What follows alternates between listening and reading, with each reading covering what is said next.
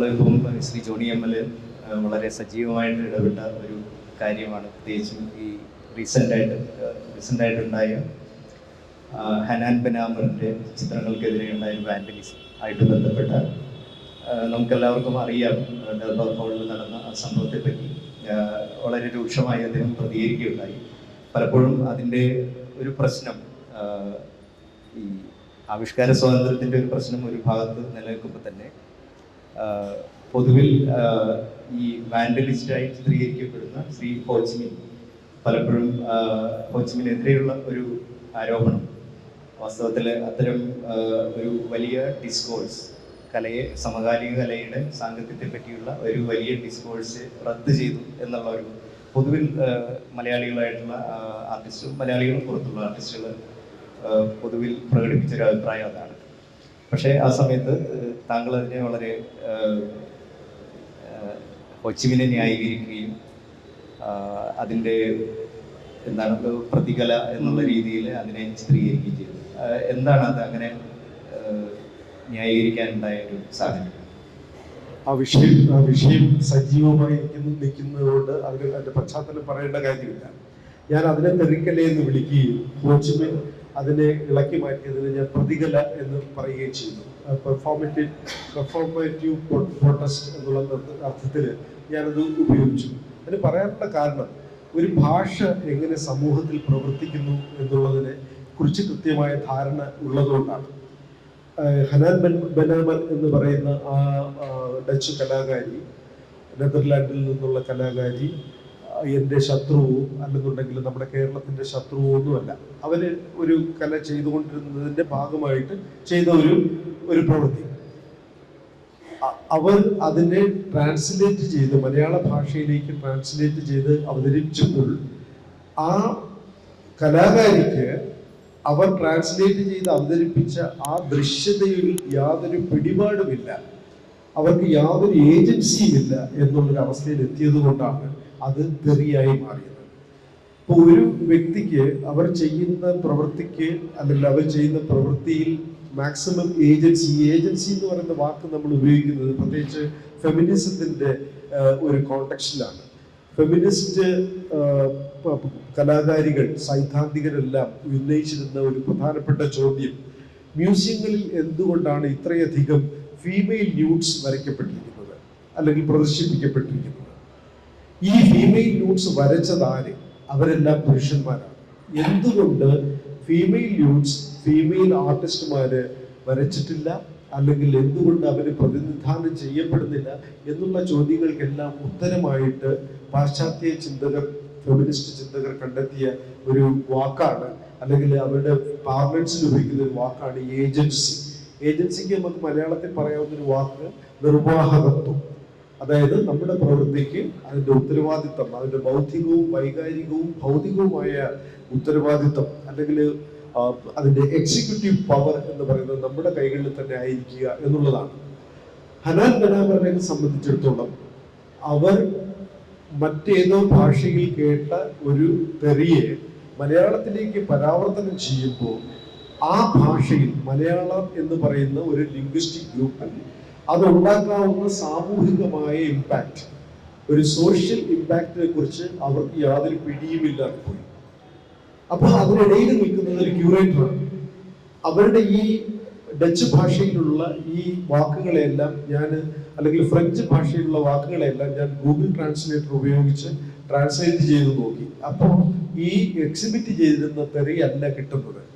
അതിനർത്ഥം എന്ന് പറഞ്ഞു കഴിഞ്ഞാൽ, അതിനർത്ഥം ഈ പരിഭാഷകൻ, അത് ക്യൂറേറ്റർ ആകട്ടെ മറ്റാരോ ആകട്ടെ, തൻ്റെ മലയാള ഭാവന, മലയാള പുരുഷ ഭാവന ഉപയോഗിച്ചു എന്നുള്ളതാണ് അതിൻ്റെ സാങ്കത്യം, അതിൻ്റെ വസ്തുത എന്ന് പറയുന്നത്. അപ്പൊ അതില് ഈ ക്യൂറേറ്റർ അല്ലെങ്കിൽ ഈ കലാകാരിക്ക് യാതൊരു തരം ഹോൾഡുമില്ല, യാതൊരു തരം ഏജൻസിയുമില്ല. അങ്ങനെ തികച്ചും ഏജൻസി നഷ്ടപ്പെട്ട്, നിർവാഹകത്വം നഷ്ടപ്പെട്ട്, മറ്റാരുടെയോ കൈകളിൽ കളിപ്പാവയായി അവിടെ പ്രത്യക്ഷപ്പെട്ടപ്പോൾ അവരെന്താണോ ചെയ്യാൻ ശ്രമിച്ചത്, പുരുഷ കേന്ദ്രീകൃത പുരുഷാധികാര തെറികളെ അവർ കേരളത്തിലെ പുരുഷന്മാർക്ക് നേരെ നീട്ടാനാണ് ശ്രമിച്ചതെങ്കിൽ അവർ തീർച്ചയായിട്ടും എത്തിപ്പെട്ടത് കേരളത്തിലെ പുരുഷന്മാരോ ലോകത്തെ ഏത് പുരുഷന്മാരോ ഉപയോഗിക്കുന്ന തെറികളെല്ലാം സ്ത്രീകൾക്കെതിരെ തന്നെ പ്രയോഗിക്കപ്പെടുന്ന ഒരു അവസ്ഥയിലാണ്. അതിന് തെറിക്കലെന്ന് വിളിക്കുകയും ക്യൂറേറ്ററുടെ അഭാവത്തിൽ, അവിടെ ക്യൂറേറ്റർ സംസാരിക്കുന്നില്ല, ക്യൂറേറ്ററുടെ അഭാവത്തിൽ അതിനെ കേരള ലളിതകലാ അക്കാദമിയുടെ ചെയർപേഴ്സൺ അതിന് സാധൂകരിക്കാനായി രംഗത്ത് വരികയും ചെയ്യുകയാണ് ചെയ്തത്. അപ്പോൾ സർക്കാരിന്റെ ഇടപെടലിനെ ഒരു കലാപ്രവർത്തനം നടക്കുമ്പോൾ ചെയർപേഴ്സന്റെ ഇടപെടൽ എന്ന് പറയുന്നത് സർക്കാരിന്റെ ഇടപെടലായാണ് നമ്മൾ മനസ്സിലാക്കേണ്ടത്.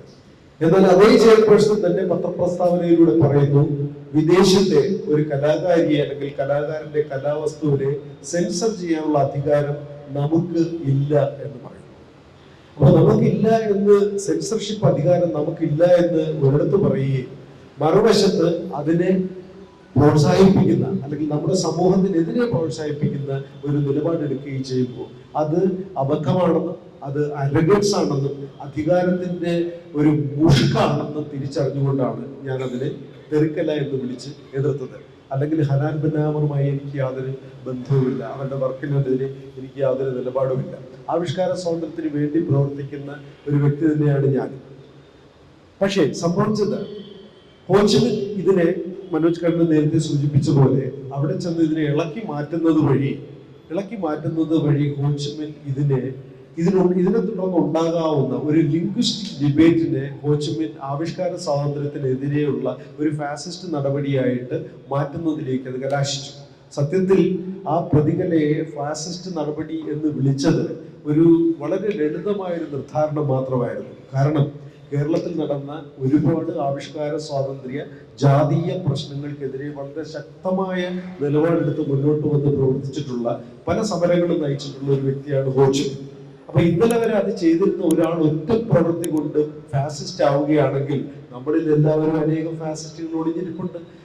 ആ ഹോച്ചിമിൻ എന്നിട്ട് ആ വ്യക്തിയുടെ വീഡിയോ അവിടെ നിരന്തരമായി പ്രദർശിപ്പിക്കുന്നുണ്ട്. അതാണ് ഫാസിസ്റ്റ് നടപടി എന്നുള്ള നിലയിൽ ഞാൻ കാണുന്നത്. കാരണം ഈ സമൂഹത്തിൽ ജീവിക്കുന്ന ഒരു വ്യക്തി, അയാൾ കള്ളനാണെങ്കിലും കൊലപാതകമാണെങ്കിലും അയാളുടെ മുഖം, അയാളെ കോടതി വിധിക്കുന്നത് വരെ മുഖം സ്മഡ്ജ് ചെയ്യുകയും അയാളെ സമൂഹത്തിന്റെ മുന്നിൽ നിന്ന് മാറ്റി നിർത്തുകയും ചെയ്യുന്നത് അയാൾക്ക് കുറ്റം വിമുക്തനായതിനു ശേഷമോ അല്ലെങ്കിൽ ശിക്ഷ അനുഭവിച്ചതിന് ശേഷമോ ഈ രാജ്യത്ത് സ്വതന്ത്രമായി ജീവിക്കാനും ജോലി ചെയ്ത് ജീവിക്കാനും കുടുംബം പുലർത്താനും അധികാരം നമ്മുടെ ഭരണഘടന നൽകുന്നുണ്ട്.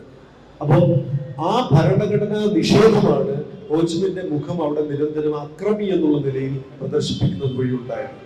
നമ്മുടെ മാധ്യമങ്ങളെല്ലാം ഈ അക്രമത്തിന്റെ പെർപച്വേഷന് കാരണമാണ്. കാരണം അക്രമം ചെയ്തു, അതിക്രമിച്ചു കടന്നു, വലിച്ചു കീറി തുടങ്ങിയ വാക്കുകളാണ് ഈ മാധ്യമങ്ങളെല്ലാം ഉപയോഗിച്ചത്. എന്നാൽ അവിടെ ആരും അതിക്രമിച്ചു കടന്നിട്ടില്ല.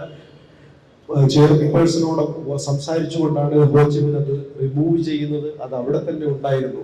അപ്പോൾ വീണത് വിദ്യയാക്കാനുള്ള ലളിതകലാ അക്കാദമിയുടെ ശ്രമത്തെ പരാജയപ്പെടുത്തുവാൻ വേണ്ടി മാത്രമാണ് ഞാൻ സംസാരിച്ചത്. അത് ആവിഷ്കാര സ്വാതന്ത്ര്യത്തിന്റെയോ ഫാസിസത്തിന്റെയോ ഒന്നും പ്രകടമല്ല. വളരെ മോശമായ, തെറ്റിദ്ധരിക്കപ്പെട്ട, നിർവാഹകത്വം നഷ്ടപ്പെട്ട ഒരു കലാകാരിയെ, കലാവസ്തുവിനെ ഇല്ലാതാക്കിയത് വലിയൊരു ദോഷമായിട്ട് ഞാൻ കരുതുന്നില്ല. പക്ഷേ അൺഫോർച്ചുനേറ്റ്ലി നമ്മുടെ കലാരംഗത്തിന്റെ ഒരു പ്രശ്നം എന്ന് പറഞ്ഞു കഴിഞ്ഞാൽ നമ്മളിപ്പോൾ വളരെ പെട്ടെന്ന് തന്നെ നമ്മൾ ബൈനറീസിലേക്ക്, ദ്വന്ദ്വങ്ങളിലേക്ക് പോകാനും ബ്ലാക്ക് ആൻഡ് വൈറ്റ് ആയിട്ട് എല്ലാത്തിനെയും കാണാനുള്ളൊരു ശ്രമം നടത്തും.